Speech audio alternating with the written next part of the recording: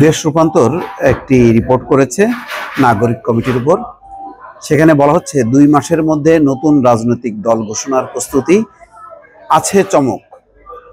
দেশের 130টি থানা ও উপজেলায় কমিটি। এর আগে প্রথম আলো করেছিল 100টি, এখন দেখা যাচ্ছে আরো 30টি বেড়েছে। তার মানে খুব দ্রুত বেগেই তারা কমিটিগুলো করছে। কমিটিতে তরুণ নেতৃত্বের চমক। এটা ঠিক, আসলে নতুনদের কাছ থেকে এখন প্রত্যাশা বেশি। নতুনরাই একটি পরিবর্তন এনেছে, ফলে আগামীতে যদি দেশ পুনর্গঠনে আর তরুণরা নেতৃত্ব দেয়, সেটা নিশ্চয়ই মানুষ সাপোর্ট করবে। এখানে বলা হচ্ছে 5ই আগস্ট আওয়ামী লীগ সরকারের পতন হয়, সেই অভ্যুত্থানের নেতৃত্ব দেয় বৈষম্য বিরোধী ছাত্র আন্দোলন।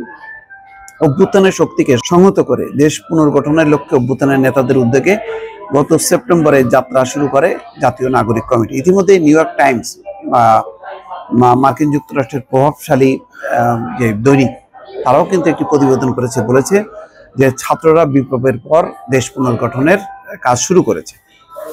তো এখন এই পুনর্গঠনের একটি অংশ যে কারা করবে, সেই কারণে নাগরিক কমিটি একটি রাজনৈতিক দল গঠন করতে যাচ্ছে পূর্ণাঙ্গ।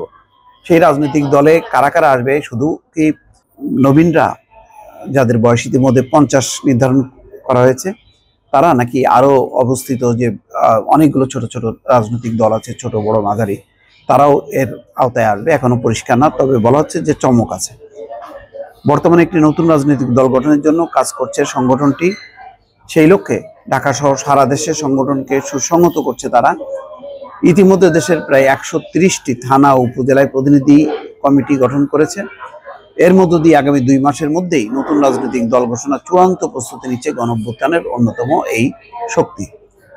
আত্মপ্রকাশের শুরু থেকেই তারুণ্যকে প্রাধান্য দিয়ে আসছে জাতীয় নাগরিক কমিটি। দেশ পুনর্গঠনের তারুণ্য নির্ভর রাজনৈতিক দল গঠনের প্রক্রিয়া হিসেবে তরুণ নেতৃত্বের সমন্বয় কমিটিগুলো করা হচ্ছে।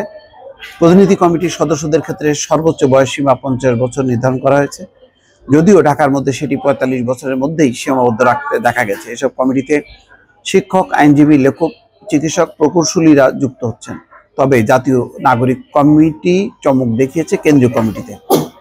এই কমিটিতে দেশের জনপ্রিয় তরুণ ও ছাত্র নেতারা যুক্ত হয়েছেন।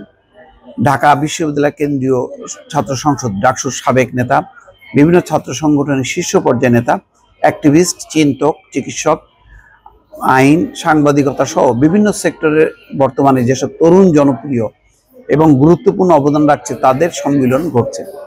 কেন্দ্রীয় কমিটি বিশ্লেষণ করে দেখা গেছে, সাবেক ডাকসু নেতাদের মধ্যে আছেন সমাজসেবা সম্পাদক আক্তার হোসেন, যিনি নাগরিক কমিটির সদস্য সচিবের দায়িত্ব পালন করছেন।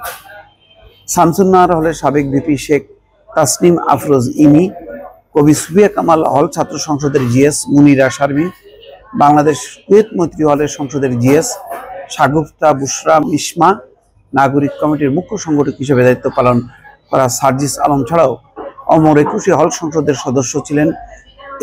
এছাড়া ডাকসু নির্বাচন করা অরণি সেমন্তী খান, উম্মে হাবিবা বেনজির, দ্যুতি অরণ্য চৌধুরী, সৈয়দা নীলিমা দোলা আলোচিত ছাত্র প্রতিনিধি ছিলেন। ছাত্র ইউনিয়নের সাবেক সাধারণ সম্পাদক অনিক রায়, ছাত্র অধিকার পরিষদের সাবেক সাধারণ সম্পাদক আরিফুল ইসলাম আদিব সহ আরো এই ছাত্র শিবির, ছাত্র অধিকার পরিষদ, ছাত্র ফেডারেশনের সাবেক নেতারা এখানে আছেন।